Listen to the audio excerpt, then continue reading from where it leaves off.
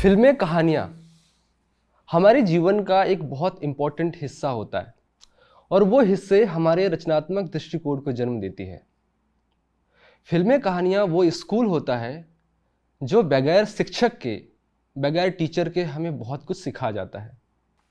और ऐसे में बतौर स्टोरी टेलर, बतौर कहानीकार, बतौर फिल्म मेकर आपकी जिम्मेदारी और भी बढ़ जाती है कि आप ऐसे सिनेमा बनाइए जो आपको सकारात्मक सोच दे सके।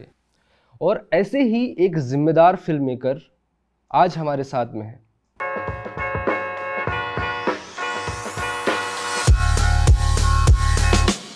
It's just about having a cultural understanding and that curiosity to understand different worlds. It has an emotion. It has a human story at the core of it. You're telling a story of a person going through a journey and you can relate and identify with that character. Forget the past in a way, put it down on paper and move on. I think the personal stories are the most creative, and that was my objective. It was always to tell stories that were personal and that would touch, move and inspire an audience.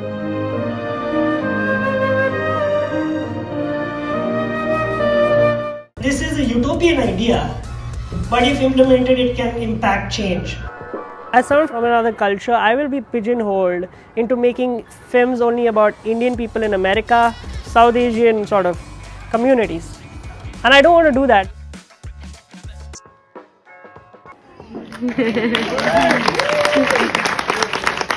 Thank you so much for coming, Kabir, and welcome to the Cinema Diary.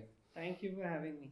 Pleasure to be here. Kabir, मैं अभी कुछ दिन पहले आपसे मिला था और आपसे बात कर रहा था। आपने बोला आप फ्रांस गए थे, हाँ जी। यूरोप की ट्रिप में थे। आप कोई फिल्म फेस्टिवल अटेंड करने गए थे? हाँ जी, मैं एक्चुअली फिल्म फेस्टिवल अटेंड करने गया था जिसका नाम है एनएससी फिल्म फेस्टिवल। ओके। एक इंटरनेशनल फिल्म फेस्टिवल है और वर्ल्ड के सबसे लार्जेस्ट एनिमेशन फेस्टिवल है। Wow. It's known as the Oscars of animation. और सारे जो एनिमेशन इंडस्ट्री के जो डॉयंस हैं वो हर साल आते हैं यहाँ पे फेस्टिवल में। ओके। और मैं काफ़ी इंटरेस्टिंग फिल्में देखा, काफ़ी ज़्यादा आर्टिस्टिक फिल्में देखा। टिपिकल जो आप डिज्नी, ड्रीम वर्क्स और ब्लू स्काई की जो एनिमेशन की जो क्वालिटी है, जहाँ पे ह्यूमन एनाटॉमी को मेंटेन किया है, वो उस टाइप की फिल्में नहीं दिखती है वहाँ पे। ज़्यादा डिज़ाइनर और आर्टिस्टिक एब्स्ट्रैक्ट फिल्में देखने मिलते हैं वहाँ पे। और जो लोग हैं वो भी अतरंगी लोग हैं, एक्सेंट्रिक, थोड़े इक्लेक्टिक टाइप के लोग हैं। वाओ। बहुत इंटरेस्टिंग लोग भी मिले वहाँ पे। तो उससे पहले हम आपकी फिल्म्स में बात करें या आपकी जो भी सफलता है और जो भी आपने क्रिएटिव प्रोसेस आपने सीखा है, उससे पहले आपकी थोड़ी पर्सनल आपकी डिटेल्स में बात करते हैं कि आपने कैसे शुरुआत किया, आपने सिनेमा को कैसे एक्सप्लोर किया। आपके घर में कोई एनवायरनमेंट था पहले से फिल्म्स का? हाँ जी, तो मेरे जो ग्रैंडफादर थे एक्चुअली वो he was one of the pioneers of Indian animation. तो उन्होंने एक शॉर्ट फिल्म बनाई थी दूरदर्शन के लिए जिसका नाम है एक अनेक एकता। तो एक चिड़िया अनेक चिड़िया की जो एनिमेशन फिल्म जो चलती थी दूरदर्शन पे उन्होंने बनाई थी। एक्चुअली उनकी जो जर्नी शुरू हुई है वो लखनऊ से शुरू हुई, क्योंकि उन्होंने वहाँ पे हिंदुस्तानी क्लासिकल म्यूज़िक पढ़ा था और उसके बाद उन्होंने फाइन आर्ट्स किया था। ओके। तो वो एक पेंटर थे। तो जब मुंबई आया उन्होंने फिल्म डिवीज़न ज्वाइन किया एज अ बैकग्राउंड आर्टिस्ट। तो वहाँ से उन्होंने शुरू किया as a background artist for lot of animation films. और तब फिल्म डिवीज़न में बहुत सारे ऐसे फिल्म मेकर्स थे, प्रमोद पति, एर्जा मीर, वीजी सामंत, वो सारे लीग ऑफ फिल्म मेकर्स थे 70s में। और उन्होंने फिल्म डिवीज़न ज्वाइन किया और and then from there Clair Weeks आए थे एक्चुअली इंडिया। क्लेयर वीक्स ने बैम्बी पे काम किया था, तो एनआईडी आए और उन्होंने राम मोहन को एनिमेशन सिखाया और फिर राम मोहन ने मेरे दादू को एनिमेशन सिखाया। तो वो वहाँ से शुरू हुआ एंड फिर उन्होंने फिल्म डिवीज़न के लिए एनिमेशन की फिल्में बनाना शुरू किए। ओके। और जब उन्होंने शुरू किया एनिमेशन करना तब उन्होंने काफ़ी सारे एनिमेशन की फिल्में बनाई। तो एक चिड़िया अनेक चिड़िया जो बहुत पॉपुलर थी, और उसके बाद उन्होंने एक द फायर बनाया था, मुन्नी बनाया था, और ऐसे बहुत सारी फिल्में बनाई थी। और फिर आई थिंक उन्होंने गुलजार साहब के लिए एक चिल्ड्रंस बुक लिखी थी और वो चिल्ड्रंस बुक के लिए इलस्ट्रेशन किए थे। ये कौन से टाइम की बात है? Late 70s? 60s 70s, I don't know the timeline Okay, उसका, okay, so but it's- basically हाँ जी। उन्होंने एक गुलजार साहब ने एक किताब लिखी थी, चिल्ड्रंस बुक लिखी थी, उन्होंने इलस्ट्रेशंस किए थे वो Okay, किताब के लिए, और okay. वहाँ से वो उनकी रिलेशनशिप बनी गुलजार साहब से, और फिर वो लाइव एक्शन में चले गए. So he made a film called Gharaonda and he made Dooriyan, जो घरौंदा अमोल पालेकर, जरीना वहाब, दूरिया जो उत्तम कुमार, शर्मिला टैगोर, और फिर उन्हें तुम लौट आओ, काफ़ी सारी फिल्में बनी थी. और फिर so he was going back and forth between animation and live action. और मेरे डैड की भी जर्नी वैसे ही सिमिलर थी. मेरे डैड ने एडवर्टाइजिंग में शुरू किया as an animator, then he started directing, and now he's off. Last 10 years he's gotten into live action. When you turn 15 16 आप 10th और 11th में गए होंगे, डेफिनेटली आप जब आप बड़े हो जाते हो, मतलब 15-16 के हो जाते हो, तो एक मेच्योरिटी आने लगती है, आपको अंडरस्टैंडिंग आने लगती है, आपकी थोड़ी विज़न होती है, वो क्लियर होने लगता है कि यार चीज़ें मुझे क्या करनी चाहिए.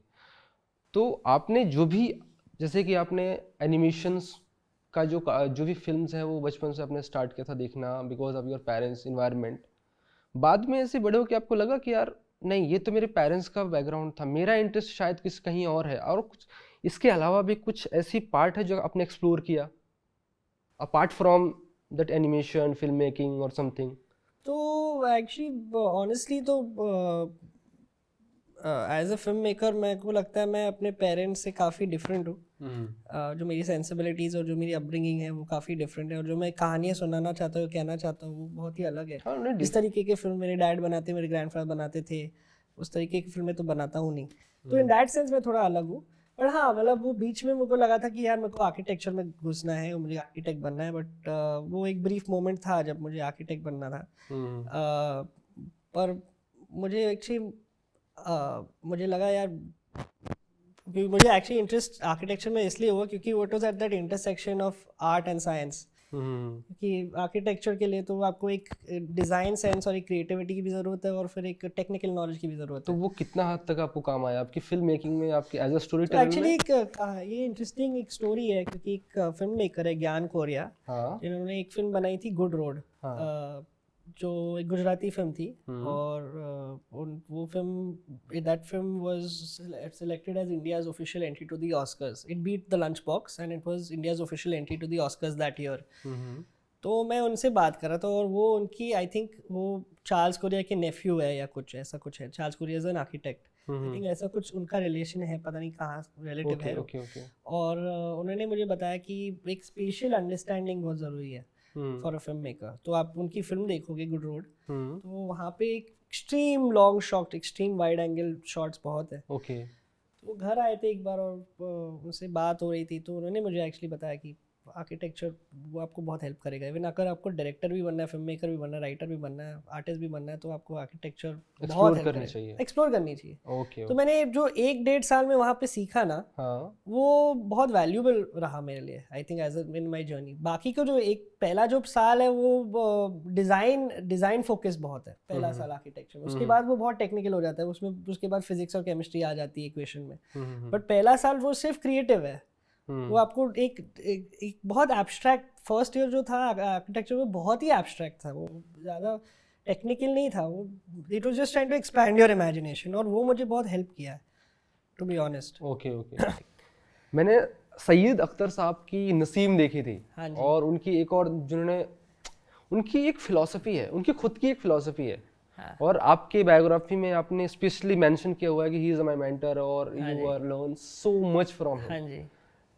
प्लीज मुझे आप बताओ, ऐसे ही कुछ बताओ उनके बारे में जो मार्केट में लोग नहीं जानते हैं, सैयद मिर्जा के बारे में, बिकॉज आपने बहुत सालों से आप उनको एक्सप्लोर करते हो. कुछ उनके इंटरेस्टिंग बताओ जो आपको बहुत मोटिवेट करता है उनकी बातें. बहुत सारी चीजें. एक तो उन्होंने टेल मी कुछ ऐसी बात बताओ जो मजा आ जाए. हाँ, नहीं, बहुत सारी चीजें. एक तो इन्होंने कहा था कि उन्होंने एक ऋतिक कुमार घटक की कोट मुझे सुनाया था, बताया था कि ऋतिक कुमार घटक इज द बिगेस्ट. हाँ, तो उनकी मेंटर थे वो FTI में, इंस्टीट्यूट में. ओके. तो ऋतिक कुमार घटक ने मुझको बोला कि यार आप फिल्म की सारी टेक्निकल चीज़ें जान सकते हो और फिल्म के सारी किताबें पढ़ सकते हो, बट अगर आपको कहानीकार या आपको स्टोरी टेलर बनना है तो you have to keep a bottle of whisky in one pocket and your childhood in the other. क्योंकि एक अल्कोहल का बॉटल और एक बचपन दूसरे जेब में. हमेशा रखना बस चाहिए। हाँ, बस वही आपको स्टोरी टेलर बनाएगा। ये- बाकी जो टेक्निकल चीजें तो वो तो क्या आप यूट्यूब से भी सीख सकते ये तो हैं। मतलब एक फिलॉसफी की तरह होगा। थोड़ा इसको समझाओ कि एक पॉकेट में विस्की, दूसरे नहीं, पॉकेट आई में थिंक वो इनका एक फिलॉसफी है कि सिनेमा 3 चीजें होनी चाहिए।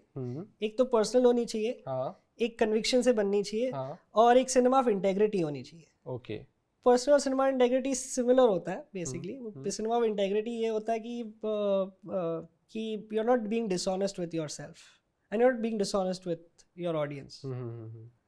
तो ये देखो, बीइंग राइटर मैं एक बात मुझे समझ में आती है कि आपकी जो कहानी होती है, हम कहानी को 3 तरीके से मैं अप्रोच करता हूँ।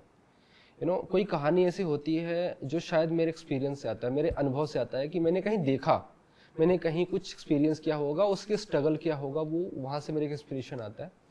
एक जिसको मैं अनुभव करना चाहता हूँ, जिसको मैं एक्सपीरियंस करना चाहता हूँ, it's like a science fiction.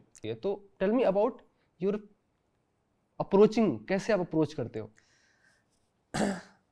देखिए, I think I am a mix of what I have learned at home and what I have learned from Saeed uncle. और मैंने काफ़ी सारे आर्टिकल्स में भी ये लिखा है कि I think I am playing that balancing act of being of a little bit of my grandfather's understanding, a little bit of Saeed uncle's understanding. और उनकी अंडरस्टैंडिंग बहुत ही अलग थे, अलग है। और जो मेरे ग्रैंडफादर थे वो बहुत ज़्यादा स्पिरिचुअल थे, और जो फिल्में बनाते थे वो शायद वो उनकी पॉलिटिक्स में ज़्यादा उनकी वो नहीं थी। तो आपको पॉलिटिक्स में इंटरेस्ट नहीं है? मुझे है, मैं वो इसी बात पे आ रहा हूँ ओके कि हाँ। मैं उनकी सेंसिबिलिटीज़ की बात कर रहा हूँ, मैं दादू की सेंसिबिलिटीज़ की बात कर रहा हूँ। तो वो बहुत स्पिरिचुअल थे, जो उनकी, और वो बहुत म्यूजिकल थे as a person. He was उन्होंने वो दुनिया को दूर से देखते थे, वो पार्टिसिपेट नहीं करते थे। वो एक ऑब्जर्वेशनल वैंटेज पॉइंट लेके वो फिल्म बनाती थी, दूर से लेके। और वो ज़्यादा फोकस इशू पे नहीं करते थे, वो ह्यूमन इंटरेक्शन और ह्यूमन रिलेशनशिप पे फोकस करते, तो उस पे लेंस डालते थे वो। सईद अंकल जो है वो इशू पे लेंस डालते हैं, उनकी पॉलिटिक्स पर्सनल हो जाती है। और उनमें एक एंगर है क्योंकि वो पार्टिसिपेंट है, इंटरफेयर करते हैं, ये इंटरफेयर करते हैं सोशली, पॉलिटिकली, इकोनॉमिकली इंटरफेयर करते हैं, और अपना जो ओपिनियन है वो वॉइस करते हैं। तो उनकी और मेरे दादू, आई डोंट थिंक वो कभी वॉइस करते। ये तो आपके दादू और सईद सर का, आपका वो अलग वो दोनों अलग फिलोसफीज है। क्योंकि बचपन में ऑब्वियसली जो मेरी जो अंडरस्टैंडिंग थी वो मेरी फैमिली से थी, मैंने उनको क्वेश्चन नहीं किया। और जब मैं थोड़ा बड़ा हो गया तो ऑब्वियसली अलग अलग पर्सपेक्टिव्स मिलने लग गए। तो वो एक हो जाता था कि एक बैलेंसिंग एक्ट होता था। वो बैलेंसिंग एक्ट इसलिए होता था क्योंकि मेरी फिलोसफी एक ब्लेंड हो गई दोनों फिलोसफीज की। तो मेरी फिल्में जो है वो सोशल भी है बट स्पिरिचुअल भी है। I am not just political but I am also a psychologist, in a sense that मैं शायद जो सईद अंकल थोड़ा सा दुनिया को ब्लैक और वाइट तरीके से दिखते हैं, और मेरे दादू थोड़े ग्रे स्पेस में थे। और वो जो है, वो जो प्रोसेस है stepping in and stepping out, जिसको मैं कहता हूँ, वो मेरी फिलॉसफी है। When do you step out of the world to look at things from a distance, and when do you step into the world to take a stand and interfere, वो मेरी philosophy है। वो एक balancing act जो किसको कहते हैं कि आपको you don't want to be a character in your own story, you want to take a position of understanding rather than judgment. And when do you need to take a position of judgment and less of understanding, when do you need to interfere and take a stand कि यार ये गलत है ये सही है, तो वो हो जाता है। अच्छा, आपकी फिल्म इंस्टीट्यूट की बात करते हैं। हाँ। आपको क्यों लगा, आपने इतना एक्सपोजर आपको घर से मिला, grandfather is a great Pioneer, आपकी जो फादर है ऑलरेडी बहुत बड़े, आप ऐसे बैकग्राउंड से आते हो, आपको क्यों लगा कि आपको फिल्म इंस्टीट्यूट जाना चाहिए? मुझे एक्चुअली आपकी कोई इन्फ्लुएंसर्स रहा है कि यार किसी दोस्त ने बोला कि यार मेरा एक फ्रेंड है जो यूएस में पढ़ रहा है और शायद यूएस रिटर्न के बाद थोड़ी स्टेटस बढ़ जाती है, ऐसा नहीं ऐसा कुछ नहीं था। एक्चुअली सईद अंकल ने मुझे काफ़ी डिसुएड करने की कोशिश की, और उन्होंने बोला यार Americans don't have much to say but they say it really well. उन्होंने मुझे ये बोला था कि यार अमेरिका में वो लोग ऑप्टिक्स और प्रेजेंटेशन पे ज़्यादा ध्यान देते हैं, बट एक्चुअली कंटेंट नहीं है वहाँ पे कुछ। और वो सच भी है।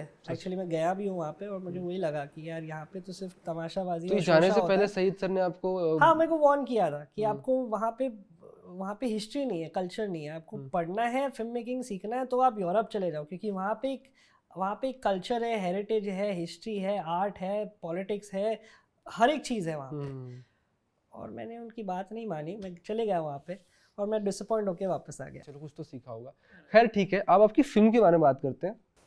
तो आपने एक फिल्म बनाई है रिलीजन फॉर डमीज, हाँ जी। आप उसके बारे में बताओ, उसकी प्रमाइस बताओ क्या है। तो उसकी प्रेमाइज काफ़ी ऑब्वियस है। आई थिंक वो रिलीजन के ऊपर नहीं है, मुझे लग रहा है कि वो एक्चुअली गॉडमैन के ऊपर है। जो जो रिलीजन को लेते हैं और वो अपना बना देते हैं और कहते हैं कि ये रिलीजन की एक सच है। बाबा जी हो गए या मुल्ला मौलवी जो भी है, वो जो लोग जो गॉडमैन कहते हैं अपने आप को, जिन्होंने रिलीजन को एक बिजनेस बना दिया, जिन्होंने रिलीजन को लेके उसको ट्विस्ट टर्न करके उसकी जो सच्चाई है रिलीजन की उसको बदल के वो लोगों को भाषण देना शुरू कर दिया। जैसे कि आपका राम रहीम हो गया या आपका राधे माँ हो गया, तो वो राम रहीम के ऊपर है। मैं आता हूँ राम रहीम का ही इंस्पिरेशन है इस पे। राम रहीम का इंस्पिरेशन। हाँ, और मैं बोलूंगा कैमरा पे राम रहीम का ही इंस्पिरेशन, मैंने बोल चुका हूँ। और इससे पहले कि मैं आपकी मेकिंग में बात करूं, मुझे बताओ इसकी थीम के बारे में। आपने कहानी को सोचा क्यों, आपने क्यों सोचा कि रिलीजन पे बनाना चाहिए? तो एक्चुअली एक 1974 की फिल्म देखी थी, प्रमोद पति की फिल्म आबिद था। और आबिद जो है वो उन्होंने प्रमोद पति ने बनाई थी 1974 में। और उनको बनाना था ये फिल्म्स डिवीजन ने प्रोड्यूस किया, उनको ये बनानी थी फिल्म एम एफ हुसैन के साथ। एम एफ हुसैन की डेट्स नहीं थी उस टाइम पे, तो आबिद सुरती वहाँ बहुत बड़े पॉप आर्टिस्ट है, बहुत बड़े कलाकार है, और उन्होंने आबिद सुरती के साथ कोलैबोरेट किया और बेसिकली आबिद सुरती की जो जर्नी कैप्चर की एक 3 मिनट की फिल्म में, और आबिद सुरती के आर्ट के स्टाइल में कैप्चर की। तो आप वो भी एक पिक्सेलेशन स्टॉप मोशन फिल्म थी। और मैंने ये फिल्म देखी थी और मुझे बहुत अच्छा लगा ये फिल्म, एक कल्ट क्लासिक फिल्म हो गई है। मुझे क्या लगा, जब मैं टू बी ऑनेस्ट जब मैं फिल्म देख रहा था तो मुझे लगा कि इसकी 3 फेसेस है। पहला फेसेस, इस विजुअल्स में एक चीज समझ में आ रहा है कि एक बेगर है, एक भिखारी है, वो कहीं पे बैठा है, उसको भीख मांगने के लिए बैठा है लेकिन उसको भीख नहीं मिल रहा है।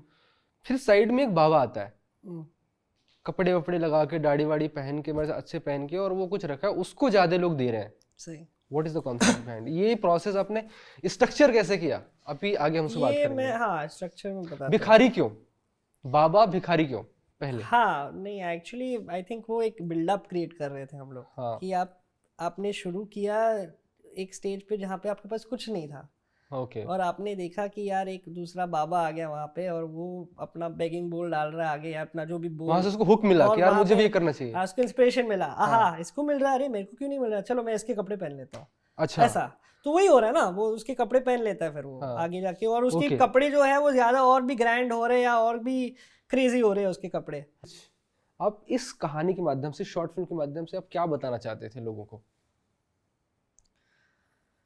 I think वो एक message I think is I don't know whether it's a message as much as it's a mockumentary.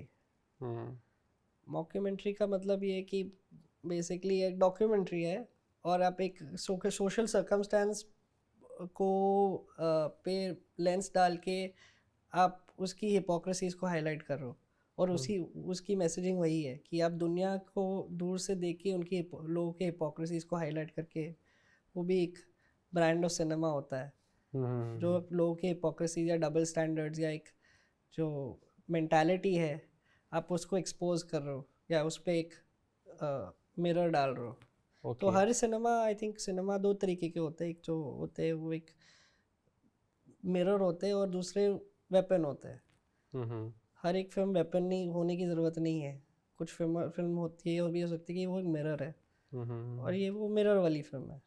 Okay. आपकी सेकंड फिल्म सुट्टाबाजी, वो फिल्म मैंने देखा, बहुत फैसिनेटिंग है। आपने वो फिल्म लॉकडाउन में बनाया था शायद, और वो कहानी भी शायद लॉकडाउन की है। आप उसके प्रमाइस बताओ थोड़ा, क्या है?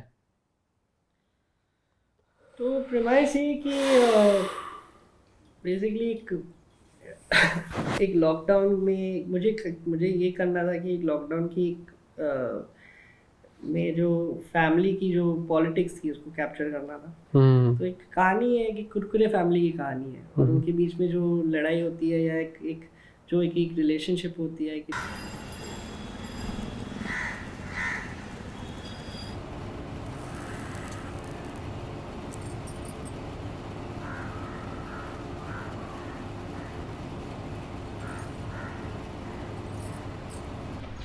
एक मिनट, दिया दिया, हाँ ये क्या है? क्या इंस्टा लाइव जाना है? इंस्टा लाइव पे कपड़े नहीं पहनते क्या? आपके सलवार कमीज के चक्कर में 200 लोगों ने अनफॉलो कर दिया। शायद मैं अगर गलत नहीं हूँ तो she wanted be an teacher, but उन्होंने शादी हो गई और वो फिर अपने घर गृहस्थी में फंस गई, और वो एंड में अपनी डॉटर को भी वही वैसा ही करवाना चाहती है, लेकिन daughter is from an another generation.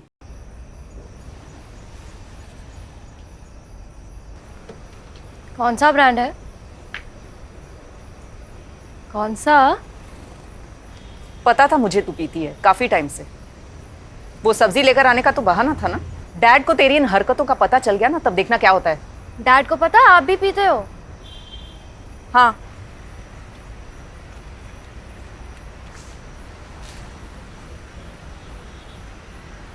हमसे ही कोई गलती हुई होगी तुझे पालने में। ट्रू, नानी भी यही सोचते होंगे।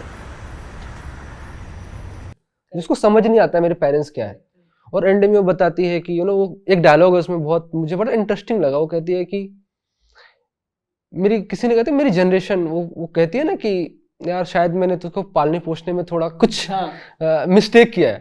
तो वो रेनी बोलती है, कैरेक्टर बोलती है मेरी नानी भी मुझे यही कहती थी। That was very interesting thing कि अगर आप मुझ पे उंगली उठा सकते हो तो आपने भी ब्रेकआउट किया था, आपने भी रिबेल किया अपने टाइम पे, तो दैट कॉन्फ्लिक्ट। और ये जो चीज है ना, दो तीन चीजें हैं जो आपकी कहानी में, बिकॉज इसका थीम है। पहले वो लड़की एक सोशल मीडिया स्टार बनना चाहती है, फिर वो एक सिगरेट भी पीती है, छुप छुप के सिगरेट पीती है। She wanted to be independent, but उसके वो एक टाइम के बाद वो भूल जाती है कि मैं बच्ची भी हूँ, 19 साल की। उसको माँ को लगता है कि यार ये बच्ची, ये सोशल मीडिया में क्या होता है। उनके पापा को पता नहीं कि सोशल मीडिया में भी लोग करियर बना रहे हैं आज के डेट में, एंड उनको कोई पता ही नहीं है। तो that kind of conflict create होता है फादर डॉटर मदर में। तो वो आपके अपने लाइफ से आपने उठाया, आपकी जनरेशन और आपकी पेरेंट्स की जनरेशन, या फिर आपने कुछ ड्रामेटाइज और फिक्शनलाइज है वो सब चीजें? नहीं, काफी सारी चीजें हैं जो पर्सनल है इसमें। जैसे कि मैंने आपको कहा वो सिगरेट का जो एलिमेंट है वो पर्सनल है। बाकी चीजें जो है, थैंकफुली मेरे पेरेंट्स खुद आर्टिस्ट है, खुद रिबेलियस है, और खुद काफी सारी चीजें वो उन्होंने टाइम के साथ कैचअप कर लिया है बहुत सारी चीजों में। तो they are up with keeping up with the times, but कुछ ऐसी चीजें हैं फिर भी जो उनको नहीं समझ में आती है, क्योंकि ऑब्वियसली उनके पास 50-55 इयर्स ऑफ कंडीशनिंग है, तो शायद वो बैगेज के साथ वो चेंज नहीं हो पाएंगे। और वो तो रहती है, चाहे आप जितने भी प्रोग्रेसिव हो, आप में थोड़ी सी वो जनरेशन गैप वो रहती ही है between the next generation. But ये कोई कंप्लेंट है या फिर आप कहते हो कि कंप्लेंट तो बिल्कुल नहीं है? नहीं है ना, कंप्लेंट थोड़ी कर रहा हूँ। नहीं, जस्ट आई वांटेड, मैं जब मैं उनकी एज का हो जाऊंगा शायद मेरे भी बच्चे ऐसे कहेंगे यार तुम यार आउटडेटेड हो गया, तुम डायनासोर हो गए हो या कुछ और हो गए हो, और तुम्हें ये समझ में नहीं आता है। मैं उनको वो एक्सप्लेन भी करते होंगे और मुझे पल्ले नहीं पड़ते होंगे यार क्या तुम क्या बातें कर रहे हो यार, ये क्या बचपना है, ऐसा है। बट भी होगा, मेरे को पता है, वो तो ये कंप्लेंट बिल्कुल नहीं है। बट ये जनरेशनल गैप जो है वो मुझे अपने पेरेंट्स के साथ भी दिखता है। मैं वही कहने की कोशिश कर रहा हूँ कि जो भी है वो शायद आर्टिस्ट भी हो, फिर भी वो थोड़ा जनरेशनल गैप है, और मैंने वो थोड़ा सा कैप्चर किया, उसको थोड़ा ड्रामेटाइज किया, थोड़ा फिक्शनलाइज किया। Specific people based on the requirements and the needs of a project. आप ये कह रहे थे, मुझे एक कोट याद आ रहा है मिस्टर टेरेंटिनो का। उन्होंने किसी ने उनको पूछा कि व्हाट इज डायरेक्टर्स जॉब? हाँ, to be able to sew the button in the clothes is not your job. You don't need to know how to sew your clothes to be a good costume stylist, or to be a good director, to be able to direct. You need to know how to have a vision, and that's what your job is. It's not to know how to do the job yourself. Yes, exactly. Hire those people who can execute your vision. Correct. So very interesting. Yes. तो these quotes मतलब उनकी जो codes है, जो international cinema film makers हैं, जैसे उनकी फिल्में हैं, ऐसे ही इंडियन सिनेमा में आपको कौन से फिल्म मेकर हैं जो बहुत इंस्पायर करते हैं? उनकी फिल्में आपको लगता है कि यार दिस इज मास्टरपीस? बहुत सारे हैं, Hrishikesh Mukherjee, Basu Chatterjee, but I think अभी आज के लीग में I think there is I think Vikram Motwane, Vikram Motwane I think. मैंने उनके साथ एक फिल्म में काम किया है, ओके. भावेश जोशी ओ आप भावेश जोशी में थे. जी. ओके. हाँ. आपने एक्ट किया है. I was very fascinated about cinematography. Siddharth Diwan. Okay. Siddharth Diwan work actually मुझे बहुत पसंद है. वो पंकज कुमार और Siddharth Diwan one of the, मुझे ऐसा लगता है कि they are revolutionary in cinema cinematography. Correct. मुझे इन दोनों की काम बहुत अच्छा लगता है. तो मुझे एक अपॉर्चुनिटी मिली थी कि सिद्धार्थ सर के साथ काम करूं. It's not about to how to learn cinematography. Cinema में पेंट करना, कैमरा से एक पेंटिंग कैसे होती है, their sensibility, light, look, how to set the mood of film, और ऐसे ही वो जो करते हैं वो बहुत फैसिनेट करता है. उनकी फिल्में देखा था मैंने, विक्रम सर I की. really like Neeraj Ghaywan's film Masan. Masaan. I really liked Vishal Bhardwaj's Haider. Okay. I really liked this जिंदगी ना मिलेगी दोबारा, ज़ोया अख्तर. ओके. तो ये आपकी सेकंड थर्ड फिल्म की बात करना चाहेंगे. इससे पहले मैं थोड़ी सी उस फिल्म की, बिकॉज वो फिल्म मैंने 2 बार देखा, मुझे थोड़ा सा समझने में, और शायद मैं ऐसे स्टोरी टेलिंग में बहुत बहुत कम देखा होऊंगा, इसलिए शायद मुझे समझने में थोड़ा टाइम लग रहा है. जो वो थीम है वो, बिकॉज वो म्यूजिकल है, पेंटिंग है, सेंसिबिलिटी है, डांस है, स्टोरी है. आप उसके प्रमाइस के बारे में थोड़ा डिटेल में समझाइए. तो एक स्पेनिश सरियलिस्ट पेंटर है जिनका नाम है साल्वाडोर दाली. ओके. और उनकी रिलेशनशिप थी, he had a relationship with this woman called Gala, who he considered his muse and the true inspiration of his behind his work.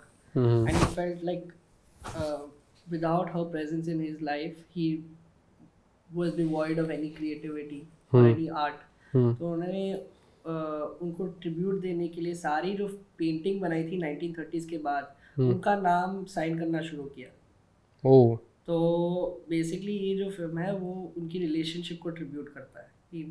इनकी रिलेशनशिप ऊपर नीचे थी, वो उस पर एक बहुत ट्यूमल्टुअस रिलेशनशिप, एक वेव की तरह चलती थी कि वो स्टार्टिंग में, और वो थोड़ी सी टॉक्सिक भी थी रिलेशनशिप, बट उसको कैप्चर किया मैंने म्यूजिकल फॉर्म में. और कैसे उनके बिना, हाँ, उसके बारे में क्रिएटिविटी नहीं होती थी, और वो he was artless basically, he was without any inspiration.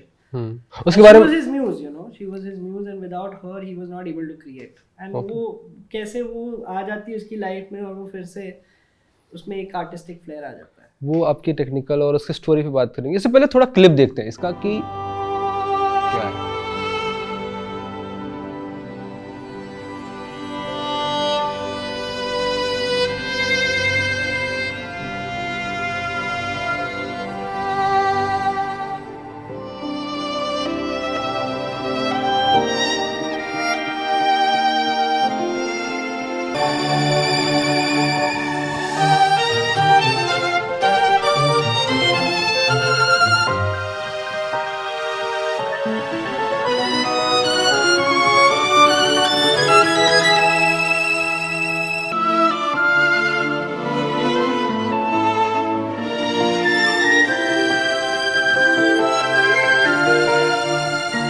आप मुझे इस फिल्म की स्पेसिफिक बताओ कि इस फिल्म में आपने कलर्स क्यों यूज किया इतना बेहतरीन तरीके से. वो जैसे जैसे सीन बदलते हैं, मूड बदलता है, कलर्स भी बदलते हैं.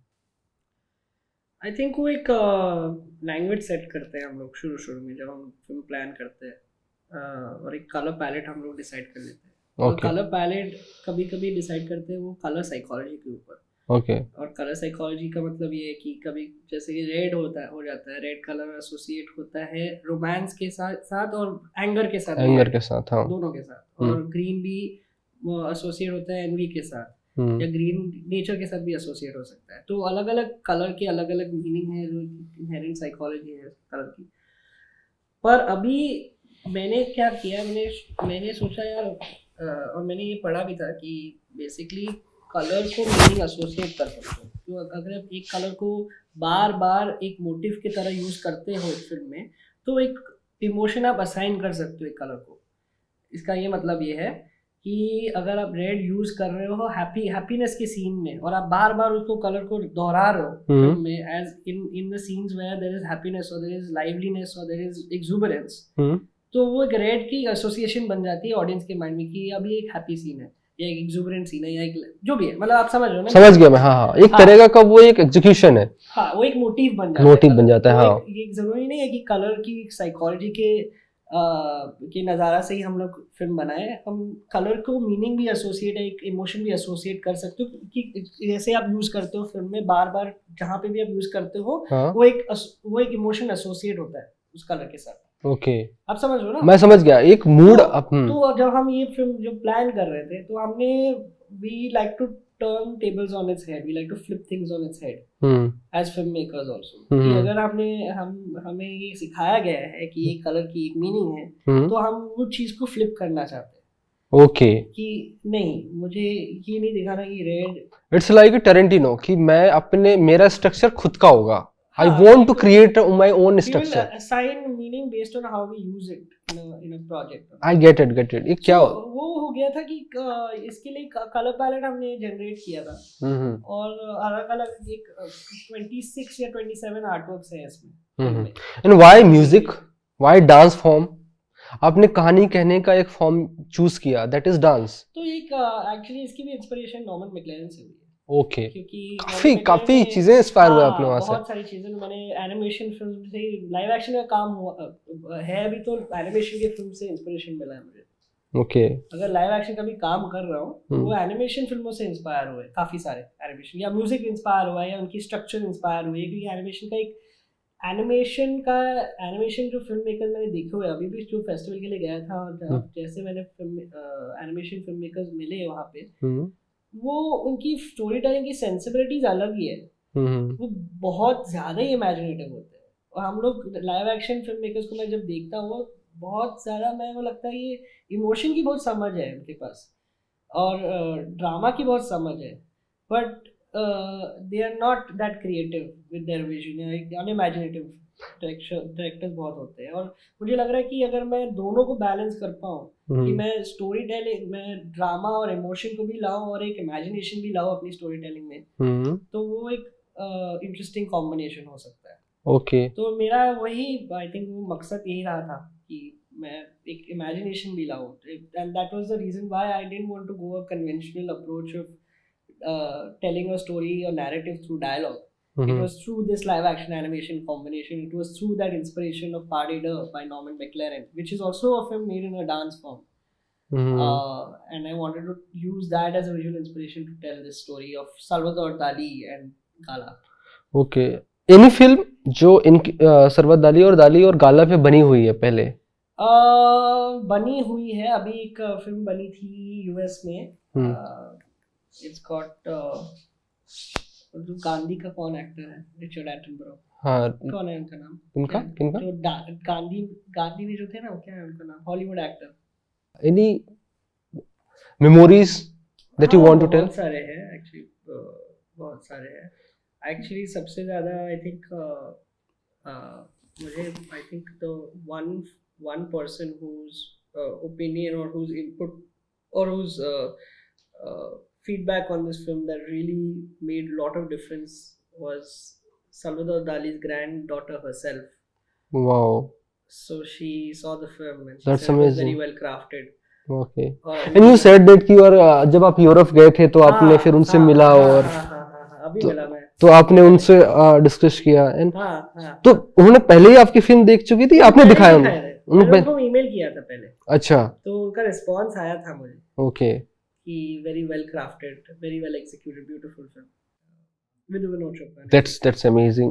इस फिल्म के बारे में और भी हम बात कर सकते थे, बट हमारे पास टाइम की थोड़ी कमी है, तो हम फिर कभी एक दूसरा सेटिंग रखेंगे जिसमें हम और भी फिल्म के बात करेंगे, जो शायद आज नहीं कर पा रहे हैं। तो कबीर, एक्चुअली आपकी इस फिल्म को मैंने देखा और इसमें ना बहुत सारी चीज़ें, बहुत सारे सवाल आए मेरे मन में, और एक सवाल तो ये है जो मेरे पर्सनल सवाल है, और मैं हर फिल्म मेकर से पूछता हूँ, ये जहाँ पे भी जिससे जाता हूँ मिलता हूँ, लिटरेचर और लिटरेचर का कितना इंपॉर्टेंस है, कितना रोल है यार ये होना चाहिए फिल्मों में, सिनेमा में? यही जारी रही है कि मैं हर जो भी प्रोजेक्ट कर रहा हूँ उसमें मैं एक स्टेप आगे बढ़ रहा हूँ, not in terms of just understanding of emotion but also in terms of technique, in terms of शुरू से तो हर एक फिल्म अगर आप देखोगे एक अलग उसकी एक लैंग्वेज है, इसकी ग्रामर है। मैंने जैसे कि रिलीजन फॉर डमीज में आपने पिक्सेलेशन देखा है, तो शायद वो इंडियन सिनेमा यूज नहीं हुआ इतना ज्यादा, इसलिए वो इंटरेस्टिंग हो जाता है क्योंकि एक नई स्टाइल भी है उसमें। एक स्टॉप मोशन की स्टाइल है जो शायद वो इतना यूज नहीं होता है नैरेटिव फिल्म्स में, स्पेशली जहाँ पे आप कहानी भी कह रहे हो। एड्स में शायद यूज होता है थोड़ा बहुत, बट इसमें नहीं होता नैरेटिव में। डाली में देखोगे तो वहाँ पे एक क्रोनोफोटोग्राफी या एक मल्टीपल एक्सपोजर जिसको कहते हैं, या एक एनामॉर्फिक इंस्टॉलेशन जिसको कहते हैं, वो यूज किए हैं। वो 3-4 ऐसे हमने टेक्नोलॉजी के साथ यूज किया है और टेक्निक के साथ बाउंड्रीज पुश की है, इसलिए वो थोड़ा सा यूनिक हो जाता है प्रोजेक्ट। और कर्मा कैफे को भी देखो, बाकी सारी फिल्में आप देखो तो यू बिलीव कि मैजिकल रियलिज्म एलिमेंट है ही है, वो एक मेरी स्टाइल है ही है वो। आप अगर आप वॉलपेपर को भी देखोगे तो वो फिल्म जो है वो कहानी सिंपल है, पर उसकी जो टेलिंग है, उसकी जो जैसे हमने एग्जीक्यूट किया है, वो इतनी यूनिक तरीके से एग्जीक्यूट किया है। हमने पूरी फिल्म को जंप कट्स में काटा हुआ है, मोन्टाज की तरह काटा हुआ है। तो वो एब्स्ट्रैक्ट तरीके से हमने प्रेजेंट किया है फिल्म को। It's a story of a person who is going through a breakup and he wants to erase memories of his past. But how do you get into the character's head and see the world as he's experiencing it through the play of the edit is where technology comes in, is where that creative visualization comes, and that is what I've been trying to do with every okay what is the lack? अगर हम बहुत ही basic चीजें बात करें कि हम हमारी Indian cinema में हम क्या लैक कर रहे हैं, आपको क्या लगता है कि क्या चीज है जो हम लैक कर रहे हैं? और इमेजिनेशन, जैसे आपको कहा मैंने, ओके इमेजिनेशन, आई थिंक हमारे पास इमेजिनेशन नहीं है। आई थिंक बाकी सारी चीजें तो है हमारी परफॉर्मेंसेस में। I think moral, I don't like all the heroes we have today, but I think we have some very strong actors in our country. I think we have a good sense of drama, a good sense of emotion, but हमारी visual sense, हमारी aesthetics और हमारी imagination, ये 3 चीजों पे हमें काम करना पड़ेगा। हम लैक कर रहे हैं। हम लोग जैसे अब लोग फिल्में बना रहे हैं वेस्ट में या अलग अलग जगह पे, अगर दूसरे पार्ट्स ऑफ द वर्ल्ड में जैसे फिल्में बना रहे हैं, और उनकी जो विजुअलाइजेशन और उनकी जो इमेजिनेशन और जैसे उन्होंने स्ट्रक्चर किया, कंस्ट्रक्ट किया अपने फिल्म में, आई थिंक वो फार मोर क्रिएटिव है हमसे, बहुत ज़्यादा ही क्रिएटिव। अगर मैं एनएससी जो फेस्टिवल के लिए गया था और जिस तरीके की फिल्में देख रहा था, मैं कभी इमेजिन ही नहीं कर पाऊंगा कि कोई इंडियन डायरेक्टर वो फिल्म बना सकते हैं। और हर फिल्म वहाँ पे अलग थी और बहुत ही बढ़िया थी जो मैंने देखी है। अब हम लास्ट सेगमेंट की तरफ बढ़ते हैं। हमारा ना लास्ट सेगमेंट कबीर, ये एक्चुअली ये इंस्पिरेशन के पॉइंट ऑफ से मैं देखना चाहता हूँ, बिकॉज मेरे जैसे या हमारे इंडिया में बहुत सारे स्टेट में ऐसे लड़के हैं जो जिनके पास टैलेंटेड हैं, जो प्रतिभा और टैलेंट से भरे पड़े हैं। डायरेक्शन की 5 फैसेट है रादर। एक तो वॉइस है, सेकंड स्टाइल है, टेक्निक, इमोशन, ड्रामा। वॉइस जो है, आप कहना क्या चाहते हो, अगर फिल्म बना रहे हो तो आपकी आर्टिस्टिक पॉइंट ऑफ व्यू क्या है, कि आर्टिस्टिक वॉइस क्या है, आप हो कौन। और ऑब्वियसली अगर आप फिल्म बना रहे हो तो फिल्म जो है आपकी पर्सनैलिटी की एक्सटेंशन है, तो आप पर्सनैलिटी पे काम करो अपनी, और अपने वॉइस ढूंढो, आप कहना क्या चाहते हो और क्यों कहना चाहते हो, और आपका क्या दुनिया को देखने का नज़ारा क्या है। जैसे आपने भी मुझे वही सवाल पूछे कि आपकी बैकग्राउंड क्या, आपकी चाइल्डहुड क्या, आपकी पर्सनल लाइफ कैसी थी, आप वही जानना चाहते थे कि मेरी एज अ डायरेक्टर मेरी फिलॉसफी क्या है।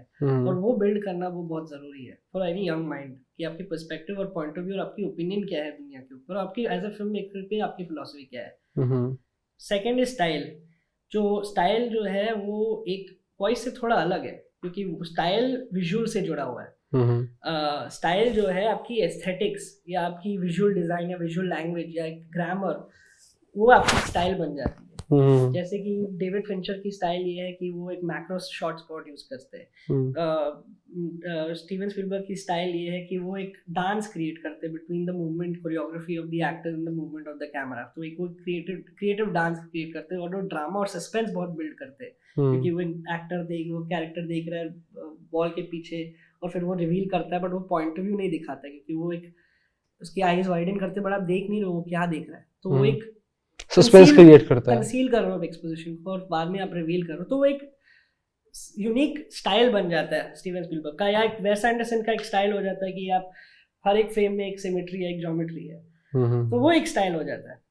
तो वॉइस स्टाइल टेक्निक, जैसे कि आपकी अंडरस्टैंडिंग ऑफ टेक्नोलॉजी, आप अंडरस्टैंडिंग ऑफ एडिट सॉफ्टवेयर क्या है, प्रीमियर, आफ्टर इफेक्ट्स, डाविंची, फलाना फलाना फलाना, ब्लेंडर, एनिमेशन में, वीएफएक्स में, माया, अगर आप कैमरा यूज कर रहे हो तो वो कैमरा की फंक्शनैलिटी क्या है, एक्सपोजर क्या है, शटर स्पीड क्या है, आईएसओ क्या है, एएसए है, you know, technical aspect, 3-point lighting, 2-point, 4-point light, whatever that is, voice style technique, emotion, जैसे आपकी understanding of psychology, understanding of human beings, of character, of human relationships, वो एक emotion हो जाता है। और drama, sense of conflict, sense of how to create and accentuate drama between two people, how do you get them to move around and play with objects and heightened stakes, that's drama.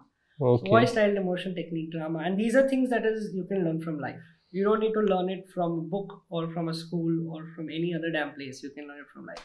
Okay, that's why I asked on the beginning कि यार film institute और बाकी जगहों में क्या फ़र्क होता है, because this is your own perspective, your own experience, आप कर करके सीखते हो। हमारे इंडस्ट्री में एक फिल्म मेकर है जिनका नाम है अनुभव सिन्हा, आप जानते हो बहुत अच्छे से। अनुभव सिन्हा ने कहा है कि यार 15 साल बाद मुझे समझ में आया कि मुझे फिल्म क्यों बनानी चाहिए।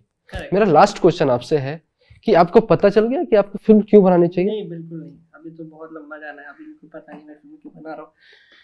ओके, हर एक फिल्म का एक अलग अलग मकसद होता है, एक अलग ऑब्जेक्टिव होता है, और आप क्यों बना रहे हो, वो why of the film is very changes with every project. कभी कभी ये हो जाता है कि यार आपको एक मोमेंटम चाहिए लाइफ में, आपको एक हाई चाहिए, तो आप हाँ just for the process and that enjoyment of the process of getting people together and mobilising people and making a film, you making a film, तो वो एक ऑब्जेक्टिव वो अलग हो जाता है। फिर एक ऑब्जेक्टिव ये हो जाता है कि यार एक स्टाइल जो है, एक ट्रीटमेंट जो है मुझे एक्सप्लोर करना है, एक सेंसिबिलिटी, एक एस्थेटिक है जो मुझे दिखाना है स्क्रीन पे, क्योंकि किसी ने यहाँ पे देखा नहीं, वो वेस्ट में चला मैंने देखा हुआ, वहाँ पे इंस्पायर होकर मैंने किया हुआ है। फिर ये एक हो जाता है कि ये कॉन्सेप्ट जो है वो बहुत यूनिक है, किसी ने सोचा हुआ नहीं है, ये बहुत इंटरेस्टिंग थीम है। फोर्थ होता है कि आपके अंदर एक गुस्सा है, एक आग है, और आपको दुनिया या सिस्टम को बदलनी है, तो वो आप सिस्टम को फाइट करने के लिए आप बना रहे हो, एक वेपन हो जाता है वो फिल्म। आई थिंक जो आपकी ऑर्गेनाइजेशन है पिछला स्टेप्स, आई थिंक वो बहुत ही अच्छा काम कर रहा है। आई थिंक दैट ये बहुत नेसेसरी है, क्योंकि एक जैसे आपने कहा कि हम एक्टर्स के बारे में ज़्यादा जानते हैं क्योंकि वो स्पॉटलाइट में रहते हैं, बट एक फिल्म मेकर या एक राइटर की जो क्रिएटिव प्रोसेस उसको डॉक्यूमेंट करना, उसकी एक रिपोजिटरी बनाना, वो आई थिंक वो एक आर्काइवल मटेरियल या एक एजुकेशनल कंटेंट बन जाता है बहुत सारे लोगों के लिए। वही स्टूडियो बाइंडर वही कर रहा है, स्टूडियो बाइंडर यही बन रहा है, क्योंकि film makers like me go to StudioBinder, क्योंकि हमें जानना है कि एक स्पीलबर्ग या एक कुब्रिक की, एक इनारितु की माइंड कैसे काम करती है, और वही आप कर रहे हो इंडियन कॉन्टेक्स्ट में, क्योंकि आप डॉक्यूमेंट कर रहे हो कि अलग अलग फिल्म मेकर की कुछ फिलॉसफी क्या है, कि पर्सपेक्टिव क्या है, जिससे लोग इंस्पायर हो सकते हैं या लोग जान सकते हैं कि ये नहीं करना, ये करना है, जो भी है। हाँ, क्योंकि ऐसा नहीं है कि मैं सब चीज़ में अच्छी तरीके से कर रहा हूँ या मैं एक सही तरीके से कर रहा हूँ, बट जो भी मेरी भी कमियाँ खामियाँ और मेरी जो वीकनेसेस है वो जान के लोग एटलीस्ट उनको पता रहेगा कि ये नहीं करना है, तो वही है। I think that is a fabulous sort of initiative that you taken. Thank you so much Kabir, बहुत अच्छा लगा मुझे, और it's all about credit goes to my friend Tarun. इसके पीछे का सारा हार्ड वर्क, इसने पूरा सब कुछ इसके बदौलत है, अगर ये ना हो तो हमारा शो ना बने, तो वो गोज टू द क्रेडिट मेरे तरुण। एक बार आ यार, तू एक बार इधर आ। मेरी पूरी टीम, हाँ, ये हमारे पार्टनर है, हाँ, तो पूरा हमारा स्टूडियो इन्फिनिटी, हाँ, लाइक आईसी, ये हमारा इन्वेस्टर है आईसी प्रोडक्शन, जिसके साथ हम कोलैबोरेट कर काम कर रहे हैं। ऑल अबाउट इनके हार्डवर्क और इनकी हेल्प, और इन्होंने मेरे विजन को समझा, और ऑल अबाउट, हाँ, मतलब ये help is not the right word, मैं सोचता हूँ collaboration is the right word, मतलब वो सही शब्द यहाँ पे कोलैबोरेशन होगा, वो नहीं होगा, है ना। चलो, fantastic, thank you Kabir, thank you.